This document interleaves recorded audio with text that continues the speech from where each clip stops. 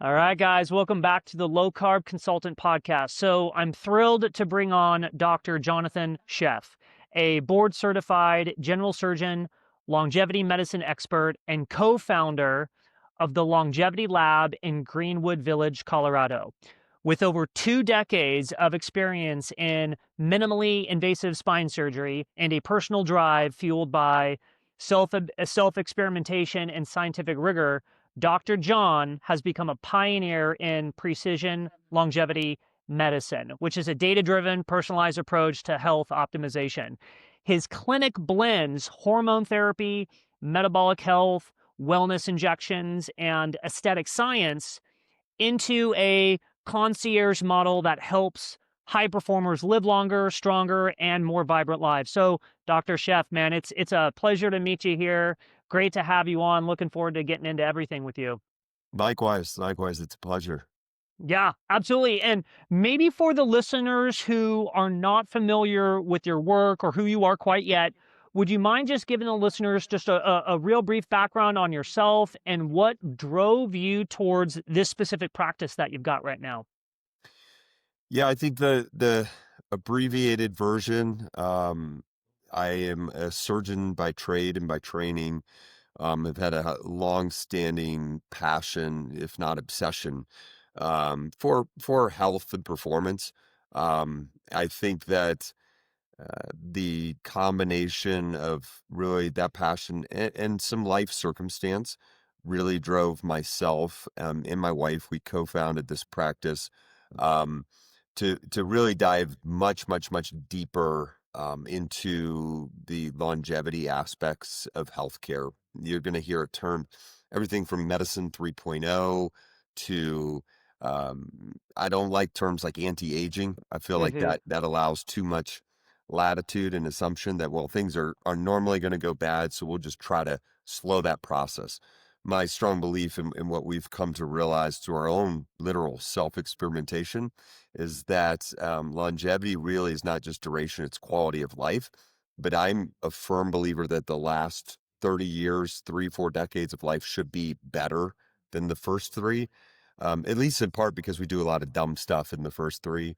Sure. You have to learn to read and write, so on and so forth. But, kind of all cliches aside, for me, precision longevity medicine is about taking everything we know today in terms of longevity-based science, and then incorporating and really trending with a data-driven approach to drive results. And I think, there is this, I've observed, at least I'll say, in the social media space, really in the world we live today. We now have two major camps. We have the people that read and regurgitate, Sure. which is cool. I mean, I can quote you every scientific paper under the sun, but there's a increasingly wider gap between the people that read and regurgitate and then the people that are in the trenches. If there's any confusion about what I do day to day, I take care of human lives, Hmm. one-on-one, face-to-face, and I hold myself accountable and my clients hold me accountable for the results that we deliver. So what I've come to realize is just there is a big piece, a big chunk that's missing that I mean, for better or for worse, I think is being driven by social media, digital media, so on and so forth, where, and this is a very direct critique to the guys out there that sit behind a microphone and spout off about things, but clearly don't do it themselves. Or if they Mm. do, it's not working. So that's even worse. And then two, you're not in the trenches. You're not looking someone in the eye and having to walk through why something did or didn't work. I'm all for the online coaching and all this stuff. There's a lot of positive that is emerging, but I also think there are some major gaps, and there is no level of accountability higher than having to sit opposite somebody and make decisions, support somebody in their, whether it's lifestyle choices, something like hormone optimization, what have you, and actually deal with that head on. Interesting. And I definitely want to get into because this, I know we were chatting a little bit offline about this the other day, but I've got a big rule, right? I think I told you my rule. don't take nutritional or exercise or health or wellness advice from someone you wouldn't want to look like, Yeah. right? And I think it's a common sense rule, and that applies to just about everything. Don't take financial advice from the guy that's broke. Don't go to the dentist with the shitty teeth. Don't take health advice or nutrition advice from the fat doctor. Right. Don't sign up and work with the personal trainer that's out of shape. Right. And I think there's definitely something to that, and we can dive a little bit into that. But going back to what you were saying earlier, I wanted to go back and touch on this in terms of like your clinic, your approach to health, wellness optimization. Was there at all a specific time, maybe it was during medical school or after that, where you say, hey, this is actually the direction that I want to go with my career? Was there maybe something that happened with you in terms of your own health, your Mhm. performance, where you said, you know what, I think this is it for me. This direction is it for me. Any of that go on? Yes. Okay. I said that kind of a little bit crass. So, I mean, they're great questions, and I've heard this a number of times. Here, high level, 35,000 foot view in medical school. What I've come to realize in medical school for me, I'll date myself. It was 25 years ago. Okay, so in medical school, above all else, you learn a lot of stuff. Okay, Hmm. um, but what I think has enabled my own practice evolution and just as I've matured as a physician, the key thing about medical school that doesn't necessarily exist outside of medical school is you spend a lot of time learning how to learn. You learn how to ask questions and you learn how to find answers. And that is, I think, the key differentiator that I've come to realize that's what allows someone like myself to, for all intents and purposes, reinvent their career several times over. My Mm, surgical practice, if I got into the weeds of that, is a very niche, nuanced practice that when I founded it 10 years ago, that it wasn't even recognized as a surgical practice model, if you will, right? But you learn how to learn. Longevity medicine, as I alluded to, is a passion of mine and my wife's. We want to live healthy. We want to outperform ourselves. And by the way, that's the metric. That's the metric we should all be chasing. Not some guy on the internet that takes his shirt off and then we blast him because he's on gear, or oh well, that's Photoshop. Or maybe it's actually real and you just don't like the idea that someone is outperforming you. mm, But forget all that. The principal issue that we should seek every day is outperforming ourselves. You should be able to outdo yourself day over day. And if you're not doing that, I at least the way my practice runs, is probably not going to be a good fit. I don't know that I can really lean into that and really provide support and care to those clients. But for myself specifically, the origins of this practice, what prompted me to say, hey, we're gonna full on open a whole nother brick and mortar was life experience, was personal experience. My first daughter passed away at birth, and this was 6 years ago now. In fact, we celebrated her would have been her sixth birthday yesterday, so it's kind of surreal. Um, and at that point in time in my life, I thought I had things reasonably together, figured out kind of stuff. And went off the deep end on a level that that I didn't really know how to come back from. And so everybody's life story is different. sure. But for me, it was humbling, it was jarring, and the greatest frustration I had through that experience, so I gained a lot of weight, Mm, was basically pre-diabetic to nearly diabetic. We can get into metabolic health if we have time here today, which is a passion of mine. Had a hemoglobin A1C for perspective of 6.4.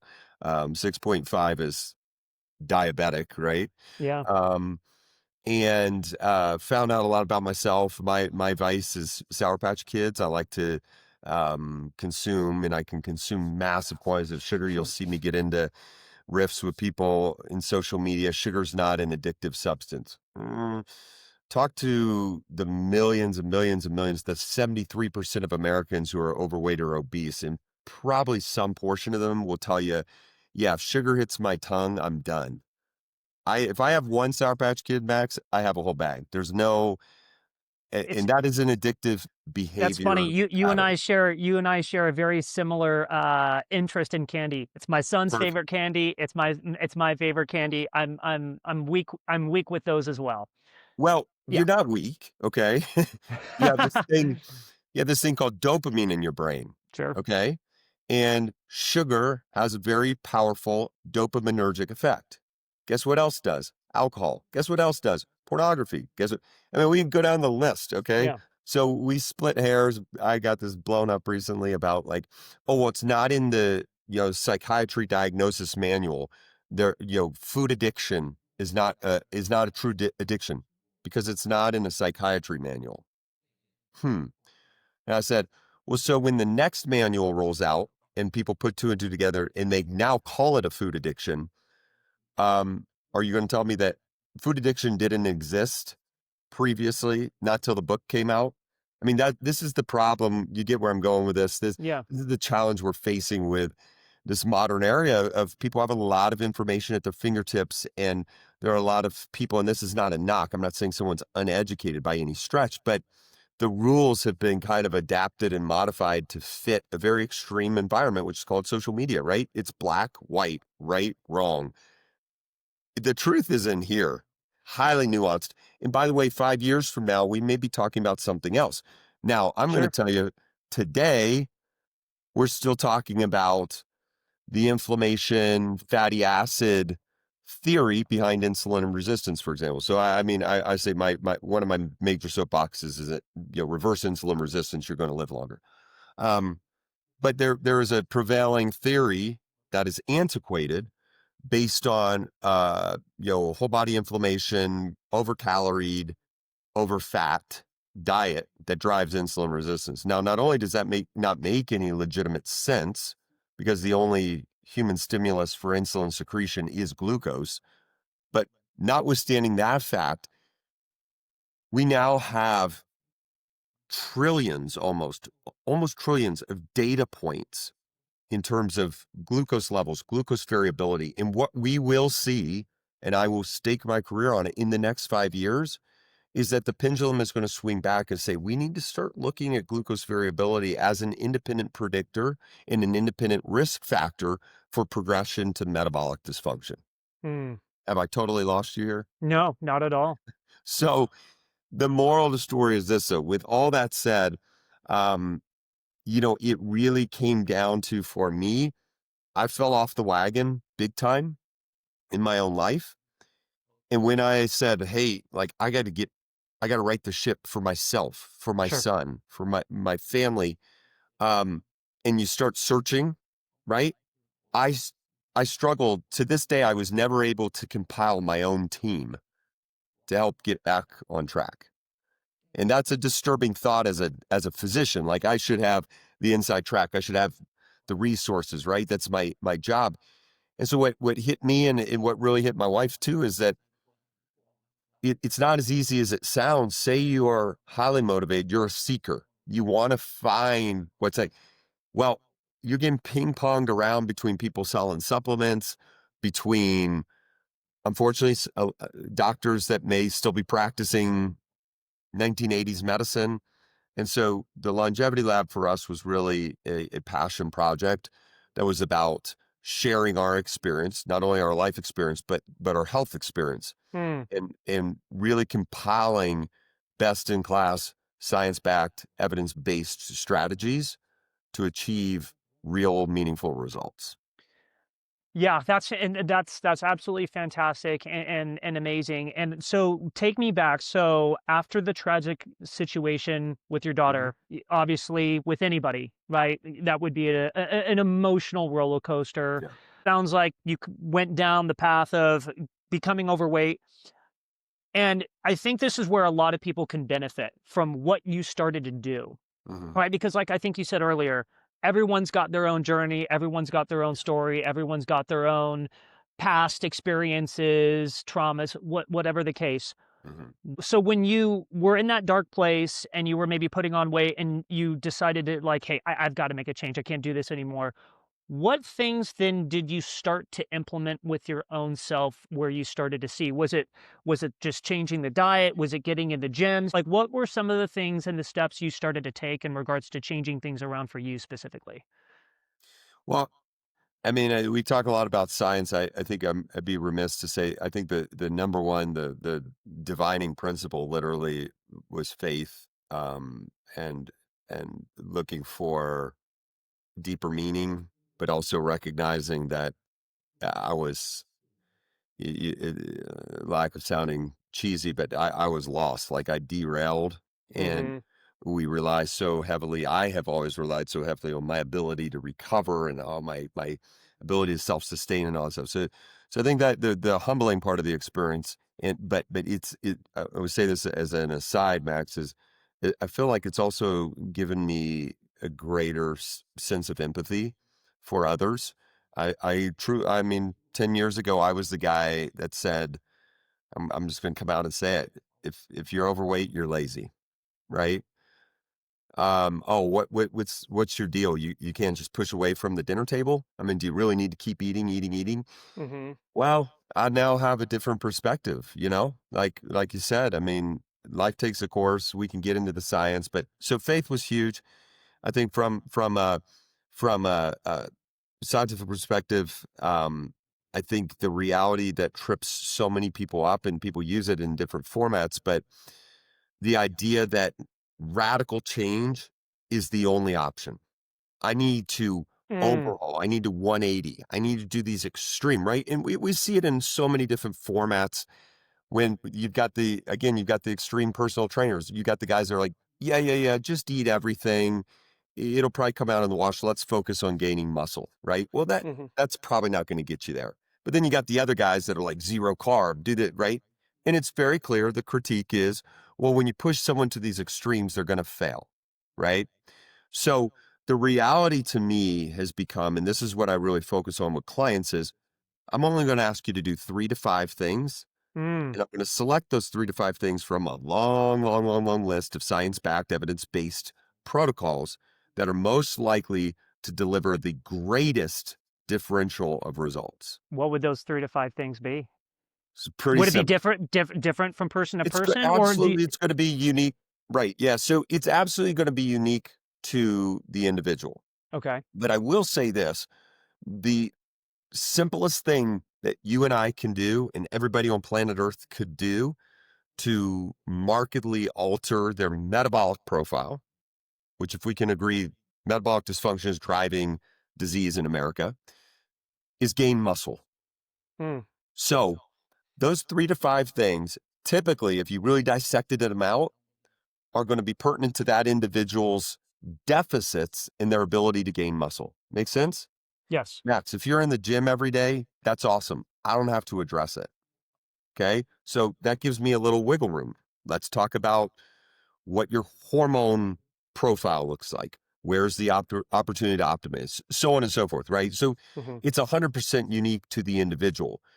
But the central tenets of optimize muscle health, optimize cardiopulmonary, heart and lungs health. We hear all about VO2 max, right? And then optimize metabolic function, improve insulin sensitivity. Those 3 things are the only 3 things that I'm aware of to provide exponential, greater than 100% differential reduction in death, reduction all cause mortality, right? You guys talk about that terminology, right? Yes. Like death from anything. If I tell you something can reduce the likelihood you die, period, I'd go after that first. So when people get into the case of, rapamycin and extending lifespan in a fruit fly, that's a little too far removed from that 3 to 5 rule. You get what I'm saying? 100%. And then so in terms of like the diet, Yeah, right? I'm sure the diet would be a large part in regards to consulting with that individual or encompassing one of those 3 to 5 key correct. elements. Sure. Okay. And then how do you approach that with someone? Like, and so you were kind of using me as an example. I felt like Max, you already go to the gym. Yep. We've got that basis covered. Yep. We don't necessarily need to nail that down. Right. What are you eating? Tell me what your day-to-day looks like. And then do you just work with the person from there, kind of get like the foundation dialed in and then optimize from there? Is that how you approach things? Well, so it's a great question. And yes, this whole 85% of metabolic health is diet related. That's largely true. Now, again, real quick, muscle's the great equalizer. So Mm, why do I emphasize muscle health above all else? Well, it gives you a metabolic buffer. Does that make sense? Right? So when you have those Sour Patch Kids, it's really simple. This is not rocket science. More muscle, it's a giant glucose sink and glucose regulator. Okay. So everybody's like low carb, da, da, da. Carbs are fuel. And if you want, we can go high level. So I obsess over nutrition. I'll tell you this too. sure, I've, me I've too. been through four registered dietitians as employees. Hmm. None of them work for me. I run my own in-house nutritional program. I get torched on social media. Well, what makes me an expert? You know what my answer is, Max? What makes me a nutritional expert? My results. Oh, 100%. I couldn't care Yeah. less. Look, I didn't do this on purpose, but I'm in my office, right? Look at all those cool plaques and pieces of paper, okay? To me, all that represents is a lot of time and, like I said earlier, learning how to learn. So I would consider myself a high-level expert in humans, okay? Medicine is is a rigorous scientific educational model to learn how to learn, period. So let's go nutrition, okay? Because I'm not a qualified expert because my thing doesn't say registered dietitian. Let me give you how this applies. Let me think how to summarize. We live by 5 rules, Sure. okay? Like I said, single digits, man. Keep things to single digits and there's a decent chance people are going to follow it, right? When you start getting into treatment plans that are like 35 data points or like 35 bullet points, Yeah. people guess where they derail? Around number 6. So Yeah. my rules to nutrition are first and foremost, protein is the non-negotiable. Everything has to be driven by protein, right? Because protein is the one true necessary macronutrient. Fat and carbohydrates. Fat is probably in the between. Carbohydrates, it's fuel. It's a fuel Yeah. source, okay? And OPS. Americans are the most absurdly overfueled society that the world and the history of the world's ever seen. Yeah. Okay. Do you 100%. typically do you typically fill up your car with gas and just keep the thing going so the Mhm. gas is pouring out the sides and over the top? And then do you fill up some extra, gas cans, throw them in your trunk, right? That's how Yeah. we live our life. Period. Right? Agree. Well, let me rephrase that, Max. 73% of Americans live their life that way. Okay. Is that fair? That's Because 100%. 73% Yes. of Americans are overweight or obese. That's the deal. It's a phenomenon called overfueling, period. Um, so protein's a non-negotiable. Okay. Okay. We approach nutrition with the simple truths that fats are your friends. So what I would term keto friendly. Okay. No, I'm not suggesting full-blown ketogenesis or ketosis. Keto friendly. Fats are a good fuel source. Simple. Okay. Be carb conscious or carb aware. The hidden sugars are what kill people. The hidden sugars, by the way, I got in some controversial thing. The hidden sugars that aren't hidden at all in your, say, a naked juice. 80 Mm, grams of sugar is 80 grams of sugar, folks. Hate to be the bearer of bad news. We can split hairs, but once you've digested fruit down to appear in a bottle, it's 80 grams of sugar. That's how your body views it. So be carb conscious, carb aware. And then the last piece of the puzzle is have a caloric ceiling. Do I care about calorie counting, carb counting? No. But I do care if you eat 3,000 calories more than your threshold, you will gain weight. Now, this is where it's even more nuanced, Max, right? Because what I'm also fed up with is talking about weight gain and weight loss. That's an antiquated concept. We need to only refer to body recompositioning. You can have body positive and negative body recomposition. Agreed? 100%. Weight loss, I couldn't care less what the scale says. It is truly meaningless. It's antiquated. Does that make sense? 100%, and I would agree with you here real quick, just so the listeners understand in terms of the body composition, like what we're ultimately talking about here is, and we can talk on the calories thing for a little bit. I'm not a big believer in regards to like meticulously tracking calories. Right. Why? I think it's important to absolutely understand the energy that is in the food, It's like an the energy carbs, the fats, balance. the proteins, the calories. But the Yep. reality of the situation here is you burn calories different than me. Someone that's 200 pounds overweight is going to be burning calories completely different than someone that's active. So we burn the fuel and the energy different based off our lifestyle or habits, what we're into. That's just my 2 cents. Yeah. In regards to the body composition part, though, I think what you're saying here is we want to eat high protein, we want to be lifting weights, we want to put on muscle mass. The more muscle mass we have, the higher our lean mass, the lower our fat mass is going to be, right? And essentially what Within that means reason. Yeah. is not necessarily changing the weight on the scale just because we want to see a Right. smaller number.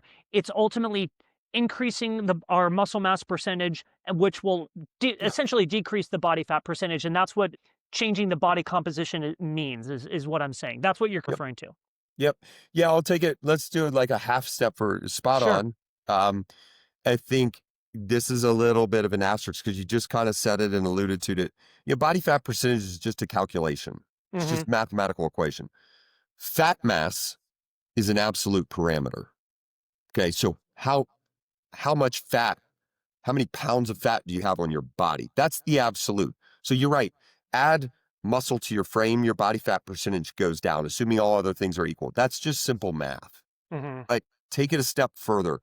What has clear longevity implications and much higher resolution morbidity mortality data is, again, around body composition, but it's really three parameters: skeletal muscle mass, as is interpreted as SMI, skeletal muscle mass indices, Hmm. visceral fat load, and body fat mass. I educate my clients literally in our first visit. These are the only three numbers you're ever going to hear me talk about again. I don't even look at scale weight. It does not matter. Think about it. It has no significance in context. Now someone's going to blow up and be like, but BMI this and that. Yes. It's a very low resolution, very how do you say, it's basically using a sledgehammer to put a nail into a piece of wood. Okay, Yeah, it if will if you have work. a high enough lean mass, you'll have a BMI that's equivalent to a person that's obese on your Right. doctor's BMI chart in the office. If you're working out, like bodybuilders, for instance, are Yeah, considered obese on a BMI chart. right. Well, Yeah, I'm considered obese, right? If I had high blood sure. pressure, my BMI is 29. So what's the significance of that? Now the argument is like, well, you're not average. Okay, we don't need to get in the weeds, but let's focus on what matters. Body recompositioning is what everybody, and truly when people come see me and they talk about weight loss, I'm like, wait, hold on a second. So you just want to lose pounds on a scale. And but here, oh Max, let me just say this. And again, keep me on track here because I derail easily. But Sure. um what I came to realize, why don't I use the term weight loss? Because there is a subtle, but whether it's subconscious or conscious, switch that occurs in people. And Americans are the worst at this. Okay. Even the most sophisticated individual still tells me about, well, but I'm only 3 pounds down on the scale, right? What do I Hmm. have them do when they freak out about that? Come into the office, get on a body composition machine called the InBody. More times than not, because of the way we protocol out our treatment plans, they're down 3 pounds on the scale. They're up 4 pounds in skeletal muscle mass. Enough said. Yeah. We don't need to talk anymore. And then they leave the office and they're happy and da da da. But it is simple but sinister that doctors are still talking about weight loss. Let's talk about getting 10 pounds off. What does that mean? That's totally mean. Let's talk about getting 8 pounds of fat mass off and add 4 pounds of skeletal muscle mass using that fat mass as a fuel source. That's the philosophy. 100%. I love it. And I want to go into the protein and your Yeah, thoughts on yeah, protein. So yeah, yeah, I've yeah. had the pleasure and the honor to interview a lot of different doctors in Mhm. regards to their thoughts on protein. I've got Sure. my thoughts on protein based off my athletic goals and my Yeah. body composition goals. What are your thoughts on protein? Are you typically like, okay, let's shoot for a gram of protein per pound of lean mass? Is it a pound of is it a gram of protein Per kilo. per pound of ideal body weight? Like, what are your thoughts on that? So again, let's keep it simple. Sure. Here's the thing. Above all else, and this is if I leave you with nothing, Max, the answer lies in the priorities of the individual at a given time. Okay. Why do I say it that way? Periodization, you own a gym, right? Mm-hmm. You understand the concept, at least, of periodization. Okay. Always growing, always leaning or cutting, always, always, always. Get rid of the word always. So my philosophy on protein consumption is really centers on two things. One, it is a non-negotiable macronutrient. Okay. Believe it or not, this is going to sound crazy. The world's going to crap their pants here. You don't need carbohydrates to survive. You actually don't. Your body has a miracle system called gluconeogenesis. Your body can take protein and actually turn it into carbohydrates. And guess what the driver is? Peter Attia, I saw a podcast not too long ago. Peter Attia, no, I think a lot of what he says is pretty accurate and reasonable. Mm-hmm. But there was a comment about what drives gluconeogenesis, the principal drivers of converting amino acids to glucose. And there's really only one scientifically proven driver for gluconeogenesis, and that's glycogen stores. Interesting. So the quantity of protein that you consume does not drive gluconeogenesis. In fact, there was a recent study about a year ago, radio-labeled amino acids. I don't know if you've kept up with this. They gave trained athletes really important, post-resistance training. So that's a key piece. They go lift, they eat 100 grams of protein. Mm-hmm. Guess where that 100 grams of radio-labeled amino acids landed? Where? 100% in their muscle. So the idea that, oh, 30, if you eat more than 30 grams of protein, you start peeing it out. Peter Attia said, if you don't eat enough protein, it gets converted to carbohydrates. That's bizarre. There's no basis for that. So it's almost, there isn't, 100 grams of protein is a lot of protein to consume in a single setting. Sure. And what's Sure. clear is if you do it following a weight training session, your body's going to use it. And it's going to use it to apply it to muscle growth, period. It's great, right? But the bottom line is this, Max. So how much protein should you be eating? Well, what are your primary interests or motivations today? I recommend to clients, it's easiest for me to think of life in annual cycles, right? Every year, I recommend, depending on the person and the priorities and where they're starting out from a skeletal muscle mass indices, are they sarcopenic? Well, that's a different conversation. Anywhere from 4 to 6 month intervals should be dedicated to growth of lean muscle. Mm. If your priority is anabolism, growing lean muscle, you should consume 1.2 to 1.5 grams per pound of goal body weight is how I treat it. Interesting. In other words, you want me to paraphrase it? Go wild, go nuts, Go wild on the protein. go wild on the protein. Okay. Protein, this is the other things. And we get into this because there's so much misinformation online, right? Excess calorie consumption leads to body weight gain. True or false? True. 100% true. It's an energy equation, right? Yes. But we already said, I don't give a crap about body weight. This is what gets lost. This is why I criticize people. Like, what's your actual agenda in pointing that out? Because what you should follow on by saying is there's actually head-to-head comparative trials looking at excess carbohydrates versus excess protein and the impact on positive body recompositioning. Yeah. Well, and if you're eating excess protein, you ain't going to be eating excess calories. Well, That's that take that aside. I agree with you, Max. This is yeah. what's absurd. Like, it is physically difficult to eat whole foods on the in excess calorie capacity. right? Yeah. Especially protein. Why? Because it slows gut digestion. It's satiating. It makes you feel full, literally. It alters our hormonal balance within the body as it relates to hunger, yada, yada. We're Yeah. going to pretend that doesn't exist. We're going to keep it simple. The fact of the matter is this: if you overconsume calories in the form of protein, what happens to your body? You gain lean body mass Yeah. on an almost 3-to-1 ratio. Okay.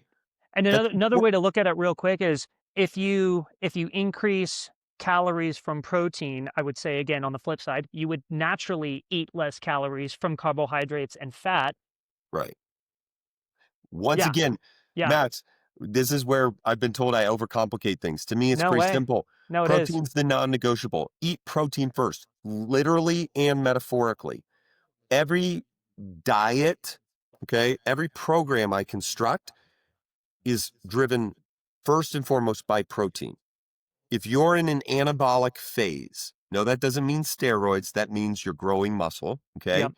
1.2 to 1.5 grams of protein per pound of anticipated weight, okay? So why periodize? Why not just do that year round? Well, you can, but to be a purist, from my standpoint, as a longevity provider, we also have to understand that there are some concerns around constant chronic protein consumption. And what that primary concern is leucine and activation of the mTOR pathway. I'm sure you've tackled mTOR, right? I don't know Yes. if you want to get into the weeds of mTOR and what it is, but at the simplest level, mTOR is the anabolic gateway. Okay.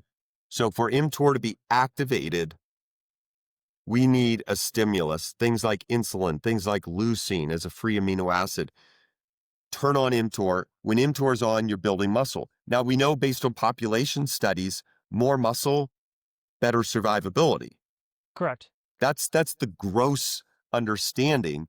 So when people get into biologic pathways, and then when you look again in like fruit flies, yeast, right? mTOR does affect their lifespan.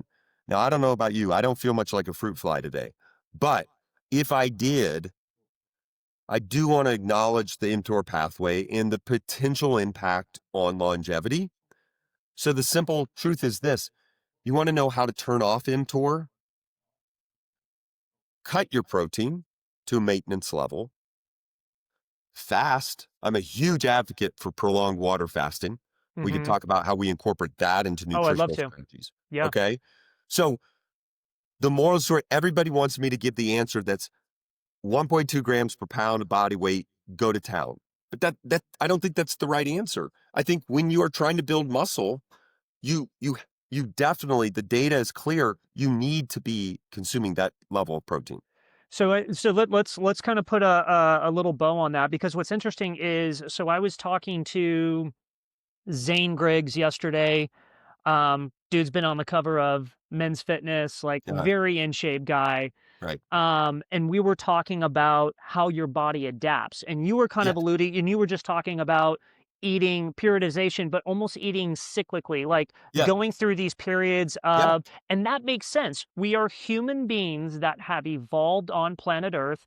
The planet has seasons, right? In yes, yeah. spring, in That's nice. spring and summer, you've got fruit that goes away, then you're eating more animals. Right. And that makes a lot of sense to how our bodies have evolved just over time being on the planet, right? And so what you're saying here is what we need to do in order for optimal longevity and mTOR, what we need to do is go through these periods of high protein and almost think of it as like almost through like a, you can, not like a bulking phase. That's not what I mean here. But going through maybe like the winter months where the higher protein, that's where we're putting on maybe our winter coat, we're adding some lean mass. And Yep. then as the seasons shift almost, what we could do is bring the protein down to a little bit more of like a maintenance level, maybe bring in more fruit or carbs, whatever it is. And there's a way that we can eat cyclically Yeah. so we can reduce things like mTOR, and that will like ideally increase longevity, health span. Precisely. Would that be it? That's the nicest bow I've heard. You're absolutely right. I love it. It is. It's seasonal, if you will. Sure. And there's a couple key concepts that I think are easy to lose sight of. There's two words really. Balance. I don't like that word Mm, because I think it's absurd, especially if you're a high performer. But the other word we learned probably in the first 2 days of medical school is something called homeostasis, returning to a baseline. But here's what's cool is the way the human body, and just like you said, we've evolved, we've adapted, okay? The body is incredibly gifted at resolving extreme stress. Does that make mm-hmm. sense? Yes. Let me tell you though, the body is severely maladapted to chronic stress.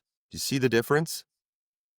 So periodization to me should occur in the form of intense periods of time. Just like you said, common sense. Yeah, the fruits don't grow on trees in winter. So how Mm-hmm. are you going to, okay, I'm a high fruit guy. That's not biologically possible. It exists in our world because we can, but taking a periodization approach is critical. And here's a real key thing, Max, is if you understand basic nutritional principles, the protein threshold for anabolism is what I just said, 1.2 to 1.5 grams, right? 3 grams of leucine per eating episode, okay? But maintenance protein requirements. So if you have 110 pounds of skeletal muscle mass today, Max, I just want to keep you at 110. I just don't want to lose that muscle mass. That maintenance is probably as low as 0.5 Mm. grams per pound. Do you see? That's a third. So I think both parties are right. Eat high protein, eat low protein. Just do it strategically and do it with defined endpoints. Yeah, 100%. And I think you use the term, what is the body searching for over time? It's like it's a level or a point of homeostasis. Like Yeah. our body is so damn cool in Mhm. regards to how it strives to adapt to Yeah. what we eat, what we do in our environment. Right. And when you think about what is your body constantly doing day in and day out, like your whole entire energy system Yep. is basically trying to adapt Yep. based off of your environment, what you're eating, how you're working out. And it only makes sense if you want to see continual progress, right? And this is where I think people have it wrong in terms of becoming very religious to their diets. We can Yeah. talk about this, Yeah. okay? Yeah. Totally. The people that are have been keto for multiple years, the Right. people that are on a carnivore diet for multiple years, the Right. people that stick and become religious to a diet Yeah. because it worked, and it Right. worked because they made that change. Right. And then what happens is they stick to that diet because it worked. They don't want Yeah. to deviate. They tell everyone about it. It's the best thing since sliced bread. But what Right. typically happens is their body adapts, Yeah. and what Totally. they need to do is make the change. But the problem Right. is they don't want to make the change because it's become part of their identity and all Yeah. those other elements. And I think For sure. that's maybe a bigger conversation we can get into here. Yeah. But I think that's probably one of the biggest problems we've got in this diet culture is these diets, whether it's low carb or whether it's keto or carnivore or whatever, in my opinion, they're tools. They're Yes. they're they're That's it. tools, right? And you wanna flex and leverage these tools Yep. cyclically and through periodization throughout the year in order to keep the body guessing, keep certain markers down, like mTOR, whatever the case is, but that's Yep. what keeps us progressing. I think this is what we're talking about. That's it. And to be honest with you, it's taken me quite a bit of time to get to a point where this conversation makes more sense to me as well. Just to be honest, because I do think the human brain and again, we've been conditioned with some of the environments we exist in today. Um, if it ain't broke, don't fix it, right? Hey, if it's working for you, don't. My challenge to every one of my clients is you're in the driver's seat. Okay. If we're proactively modifying or altering, and again, like I said, why do I advocate? We can get into the science behind it, but I don't advocate for intermittent fasting. When I have a client come in and say, "Hey, I'm a big advocate for," I'm going to tell you right now, we're not doing that anymore. Okay. Now, I will suggest prolonged fasting, greater than Mm, 24 hours. Why? Because it's a much more extreme behavior in the body. Just like you said, just trust me, I'm a doctor, right? The hmm. more extreme the stress, the more powerful the adaptive response. Does that make sense? So for 100%. someone that is obese who consumes 500 plus grams of sugar a day, going carnivore actually is very extreme. Sure. Why does carnivore work? Because it's an extreme physiologic change to the body. Yeah. Why does carnivore not necessarily work years and years and years later? Because the body adapts. Yeah. We know that from, I mean, the greatest example is The Biggest Loser. I don't know if you've seen the Oh, Netflix yeah. documentary. I have my own biases there, but um, you put someone in an extreme environment, it works. The problem is if it's not sustainable, the body will adapt and it will reset to, if you're not careful, it will reset back to that original normal. So we have to use, and this is where the science piece of the puzzle comes into place. This is why I'm obsessive around data. Because here's the deal. I tell clients when I first meet them, I used to think of myself as the Google Maps of longevity and performance. Okay. Hmm. You know what hit me, Max? I don't want to be Google Maps because Google Maps only works if you have a high resolution GPS. I want to be the GPS, right? Because think about when your Google Maps, your kids, right? Our kids are now solely dependent on an intact GPS. Because otherwise, Google Maps just keeps saying rerouting, rerouting, rerouting, right?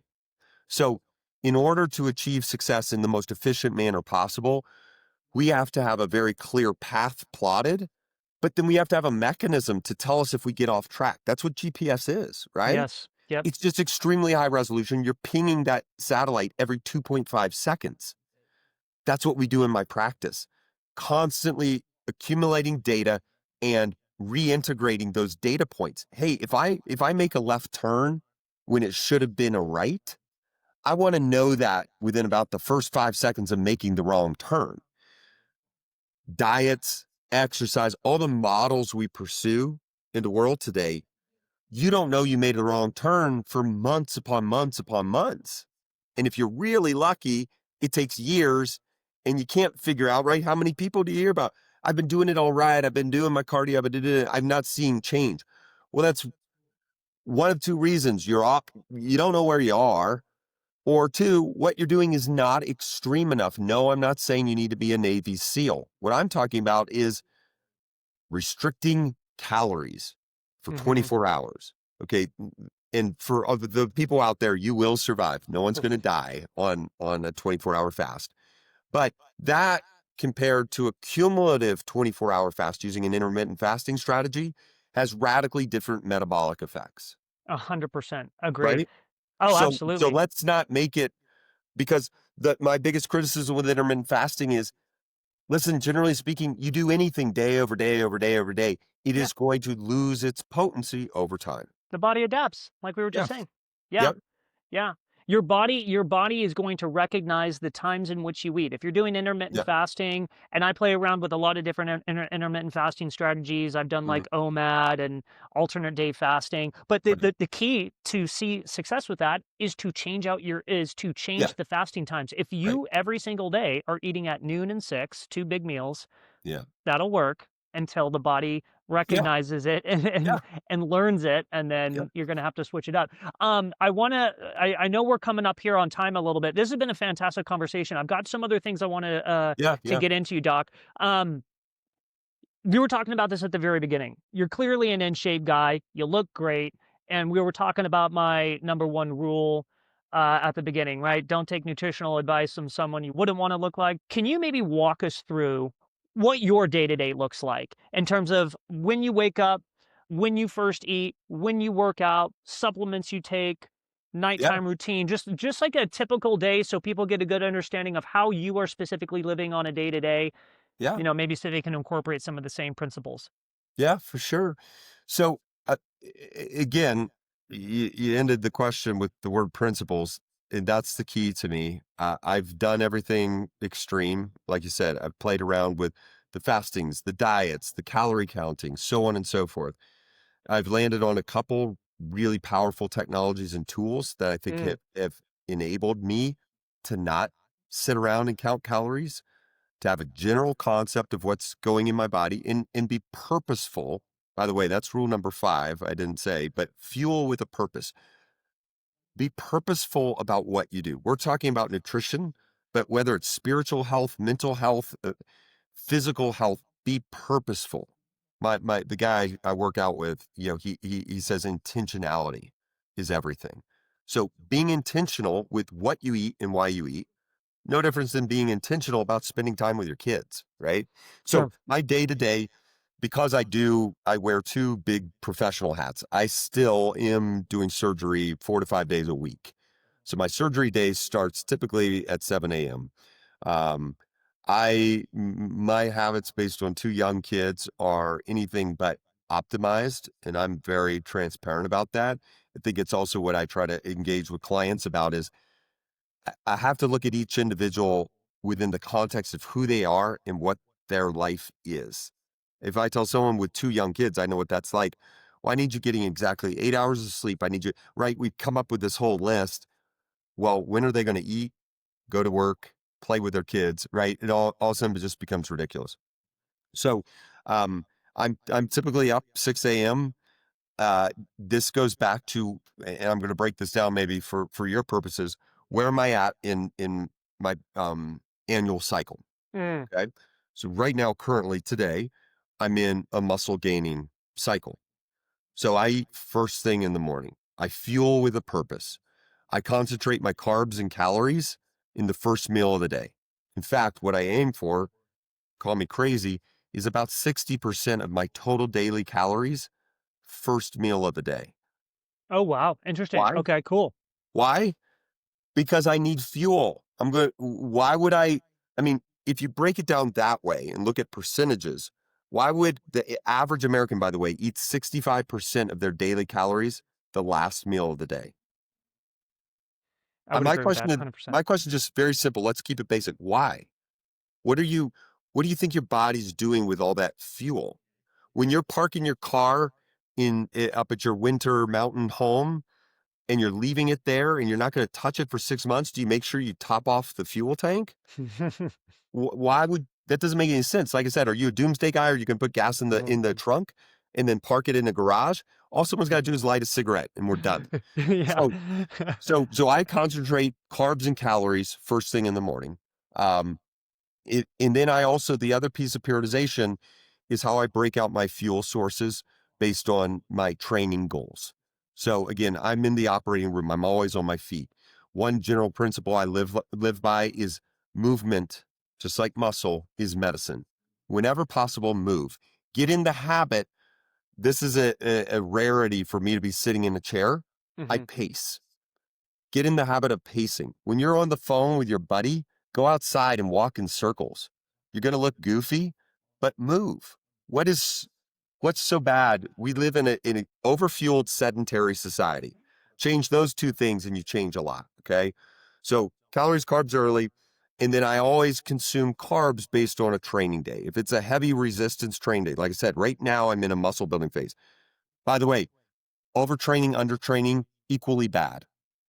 There is an optimal training. I'm 47 years old. I just turned 47. My target is 3 intense resistant training sessions a week. That's become my sweet spot. I see so many people come in and they're like, I work out 6 days a week. Okay, let's start there. Yeah. Because either you're not training at a high level of intensity because you're working out too much, or you're unnecessarily exhausting or fatiguing with risk of injury. Okay. We'll connect again, I'm sure, but I'll give you all my other injury stories and how it relates. But so my target is 3 high intensity resistance training sessions a week. Okay. Okay.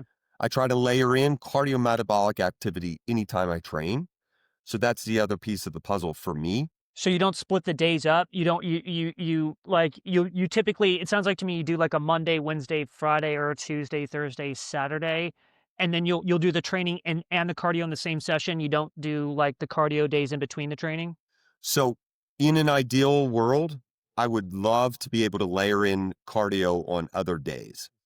My goal for me, especially when I'm in a muscle or heavy resistance training phase, with my schedule, and Sure, this is yeah. what I'm also trying to prove out to people is my fitness and biomarker, my metrics that I trend, VO2 max, lean body mass, the biomarkers I trend myself have improved remarkably by adjusting my training schedule.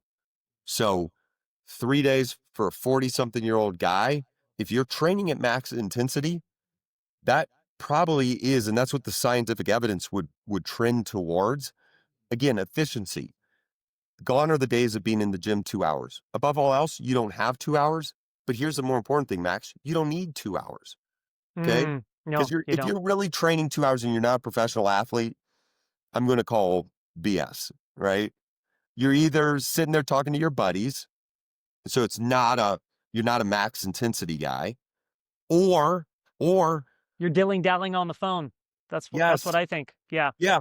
So go in there, isolate out what I do. I isolate out 45 minutes. So I know this is way more elaborate of an answer than you wanted, Max, No, but this is great. that's what I target.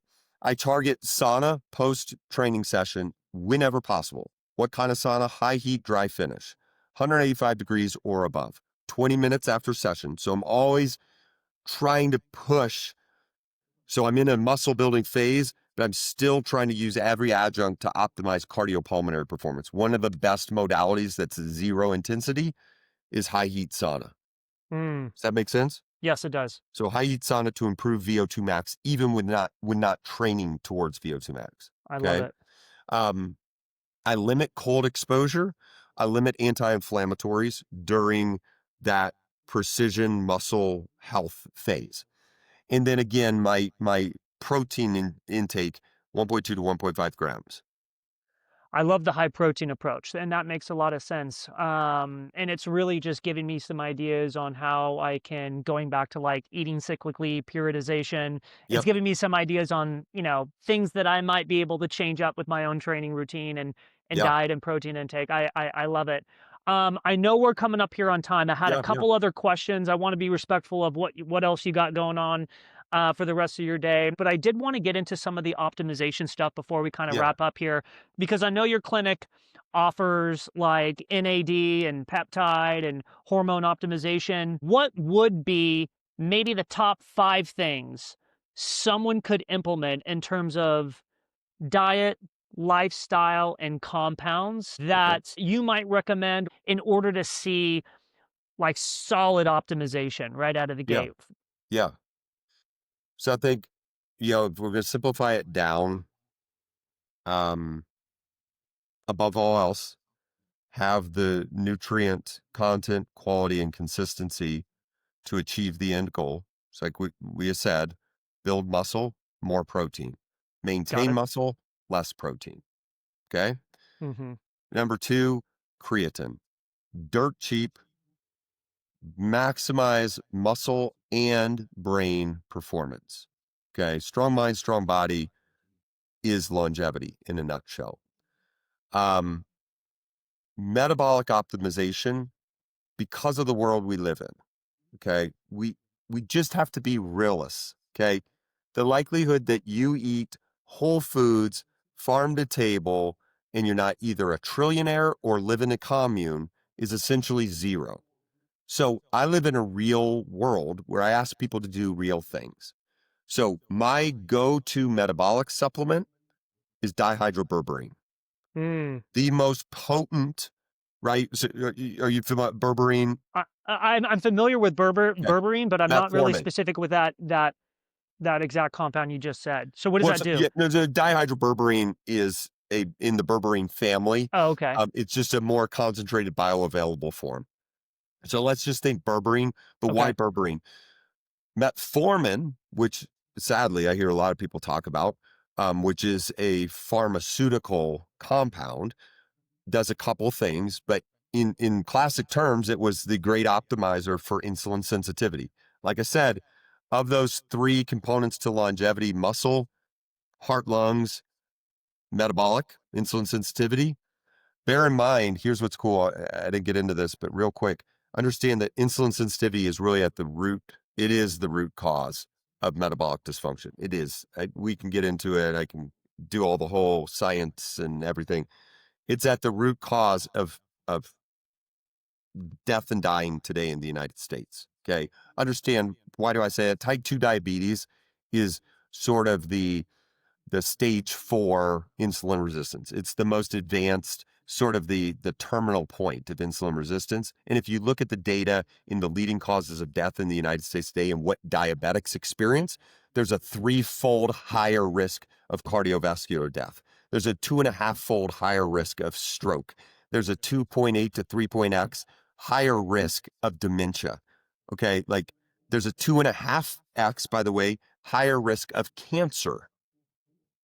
The 4 leading causes of death in the United States today: insulin resistance, metabolic disease, that progression to diabetes, it has an exponential impact. So fix insulin resistance and let's talk. Is that a deal? 100%. So that's why dihydroberberine, as a naturopathic or nutraceutical source of improved insulin sensitivity, I won't get into the mechanism stuff, and also activation of something called AMPK.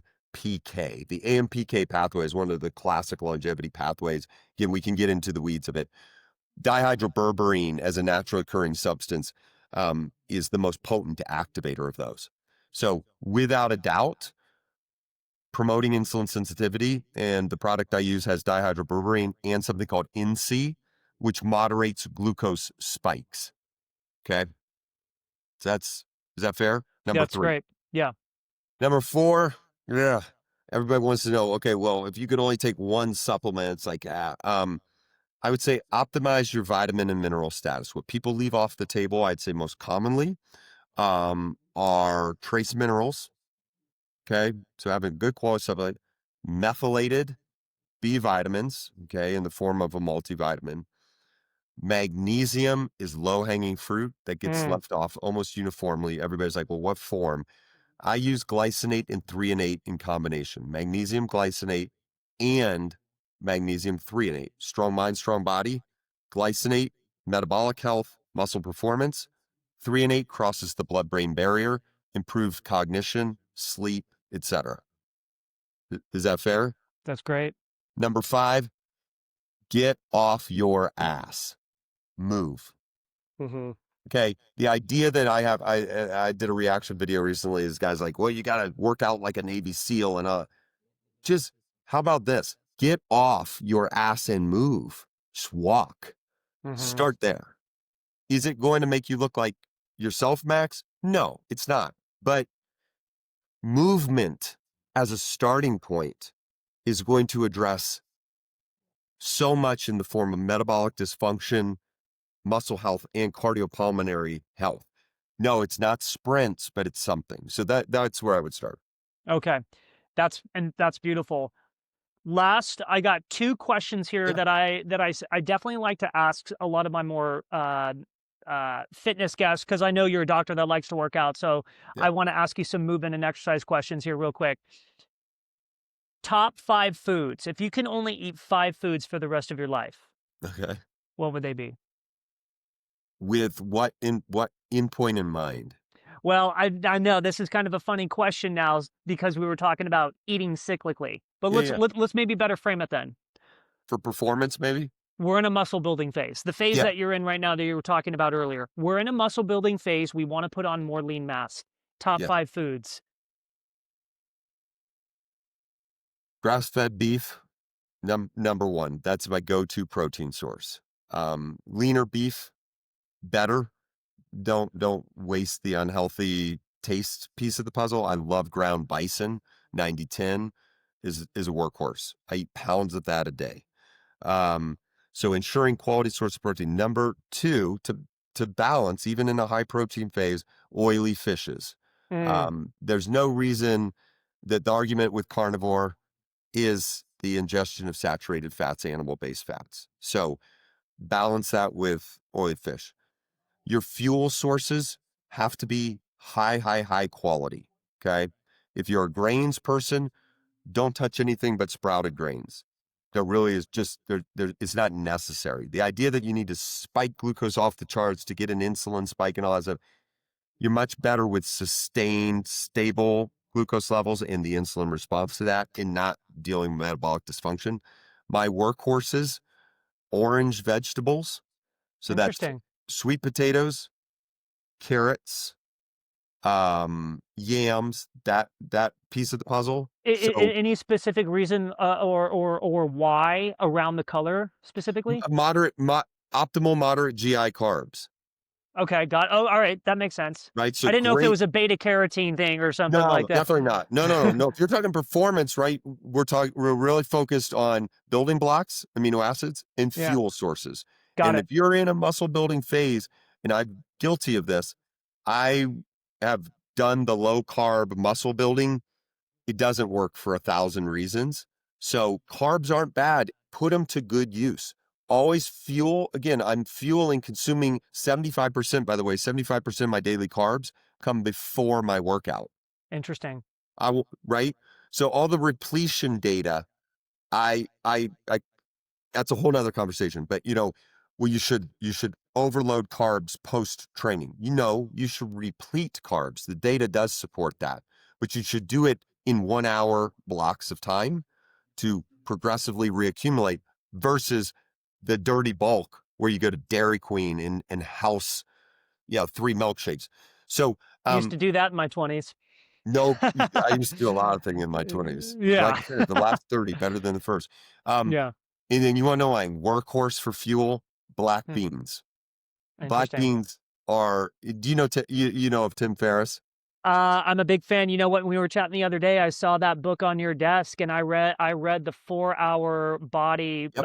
Oh man, when did that was? And I think I read that book in 2010 or 9 or 11, something like That's that. you got to be right. And I I went read on it the in slow carb Afghanistan. diet. The Yes. slow carb diet. I went Yeah. on that diet. Worked great. Yeah. Shocking, right? And Yeah. oh, but so Tim Ferriss, I'm obsessed with 4 Hour Body. I read it during my first tour in Afghanistan. Black bean, there's a chapter on black beans. I wouldn't Yeah. suggest anyone only eat black beans for the sake of their colon, but black beans are a workhorse. And then again, eating to optimization. Don't forget your quality fats. And honestly, I would probably live on Truly Max steak, black beans, avocado. That would be my workhorse. All right. Last question here. It's going to be on the workout side of things. Okay. You have 10 exercises. And now let's frame it now because we're talking about eating cyclically in the frame that you're in right now, which is a Yeah. muscle building frame. We only have 10 exercises that we can do for the rest of our life. Okay. Okay. Oof. Whether what period that you're in right now, let's maybe kind of scratch that for a quick second. Yeah. We've got 10 exercises we can do for the rest of their life. What are they for you specifically? That is a doozy. Again, I told you I'm a philosophy guy. Above Mm-hmm. all else, resistance. I think there's a role for body weight exercises, but only if it's in the form of max resistance. In other words, pull-ups and maybe body weight squats would be on there, but pull-ups for sure. That Absolutely. is I agree. by far and away the most powerful tool. But again, focus on compound movements, resistance train, the workhorses. Now I don't squat anymore because I've got some back issues. I do extremely heavy belt squats to train. That's really my workhorse for lower extremity training. So no, it's not gold standard of a conventional barbell squat, but belt squats is huge, especially for And big. those are phenomenal for taking the pressure off the spine and Yep. basically more so applying it to the hips because you wear the Yes. belt around the hip area and you squat down. Yeah, no, that's great. Yep. Compound upper extremity movements. I just had neck surgery, so now overhead press is out, but I love landmine work as a way to protect overhead stress, but also maximize the potential of the core on up. So I would actually include something called a Viking press. It's a little bit off the beaten You trail. kind of push like Yes. that, right? Yeah. Yep.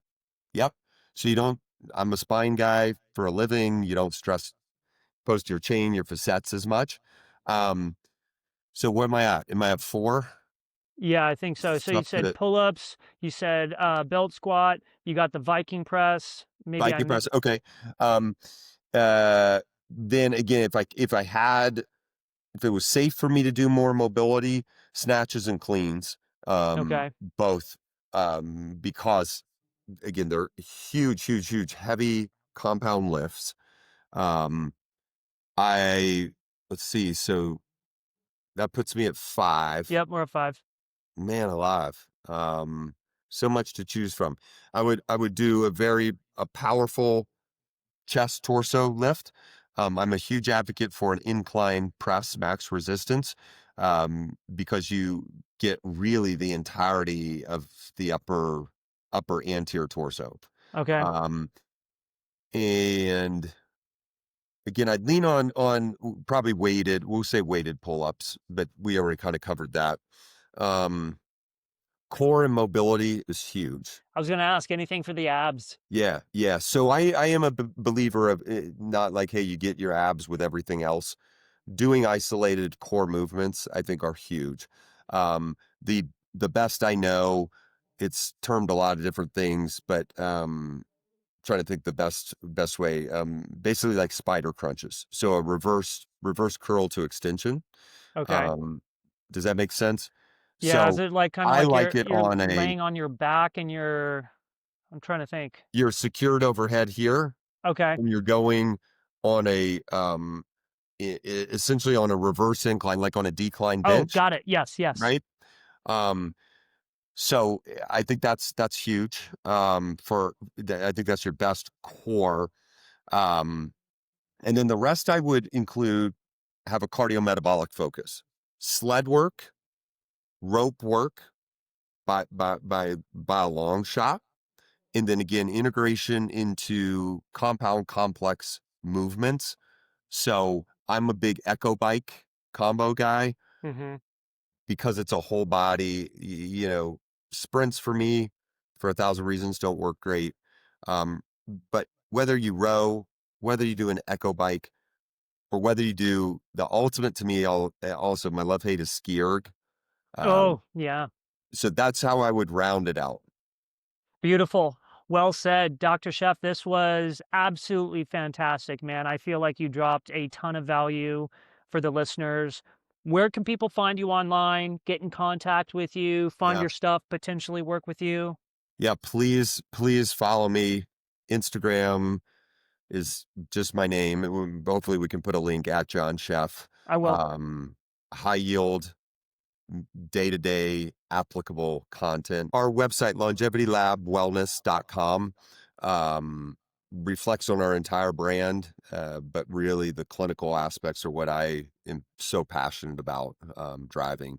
Those are the ways to link up. Please follow, please engage. The questions, the thought-provoking, and yeah, the discourse. I don't think I'm right. That's just my disclaimer. But I do know how to read. I do know how to self-educate. And you And yeah, are a human being, which gives you the right to talk about diet. thank you. Fair enough. It's a pleasure, man. Yeah, this was great. Like I said, I'll put all that information in the show notes so people can find you, Cool. and I'll tag you and everything. So yeah, again, this was great. And for everyone else out there, thanks guys for listening to the Low Carb Consultant Podcast. We'll catch you guys on the next one. Keep up the good work, Max. You're awesome, man. Thanks, bud. Thanks.